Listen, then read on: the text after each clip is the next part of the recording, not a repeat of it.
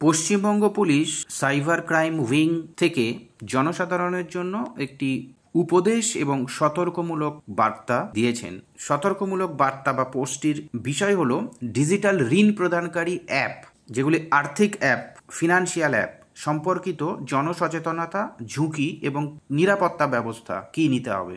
তো প্রথমেই বলছে, সাম্প্রতিক সময়ে বিভিন্ন পুলিশ ইউনিট ও সাইবার ক্রাইম উইংয়ে ডিজিটাল ঋণ প্রদানকারী অ্যাপের সঙ্গে যুক্ত হয়রানি, ব্ল্যাকমেল, ডেটা অপব্যবহার এবং আর্থিক শোষণের অভিযোগ বহু পরিমাণে এসেছে।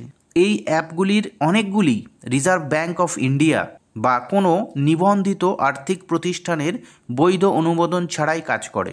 কোভিড-19 মহামারীর সময় এবং তারপরে অনেকেই তাৎক্ষণিক ঋণের জন্য এই অনলাইন অ্যাপগুলির দিকে ঝুঁকছেন, কিন্তু বহু ব্যবহারকারী জানিয়েছেন যে এই অ্যাপগুলি অত্যধিক প্রসেসিং চার্জ কাটে এবং উচ্চ সুদের হার যেমন 24 থেকে 46% পর্যন্ত চাপায়। ফোনের কন্ট্যাক্ট, ছবি ও ব্যক্তিগত তথ্য অবৈধভাবে অ্যাক্সেস করে। ঋণ আদায়ের জন্য হয়রানি ও ব্ল্যাকমেলের কৌশল ব্যবহার করে।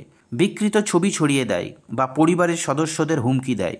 জনসাধারণের জন্য উপদেশ ও সতর্কতা: শুধুমাত্র আরবিআই নিবন্ধিত অ্যাপ ব্যবহার করুন, অফিসিয়াল তালিকা যাচাই করুন। 2 নম্বর হলো, অপ্রয়োজনীয় অনুমতি দেবেন না।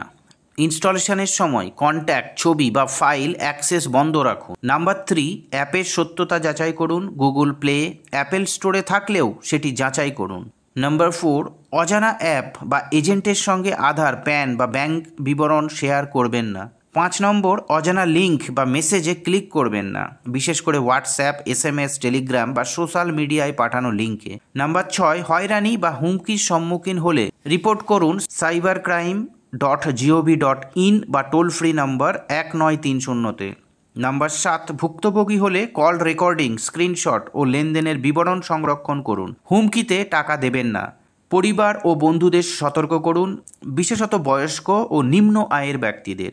রিজার্ভ ব্যাঙ্ক অফ ইন্ডিয়ার ডিজিটাল ঋণ নির্দেশিকা 1 সেপ্টেম্বর 2022 থেকে কার্যকর। অনুযায়ী সমস্ত ডিজিটাল ঋণ শুধুমাত্র নিয়ন্ত্রিত সংস্থার মাধ্যমে করতে হবে। হুমকি, অশ্লীল ভাষা, গালিগালাজ বা পরিবারের সদস্যদের ফোন করা IPC ও IT অ্যাক্টের অধীনে দণ্ডনীয়। আদায় এজেন্টরা সকাল 8টা থেকে রাত 7টার মধ্যে ফোন করতে পারেন। পুলিশের আবেদন: জনসাধারণের কাছে অনুরোধ, সতর্ক থাকুন, যাচাই করুন এবং অনুমোদিত অ্যাপ থেকে দূরে থাকুন। কোনো সন্দেহজনক কার্যকলাপ বা ব্যক্তিগত তথ্যের অপব্যবহার হলে সাইবার ক্রাইম হেল্পলাইন 1930-এ রিপোর্ট করুন। জনস্বার্থে প্রকাশিত।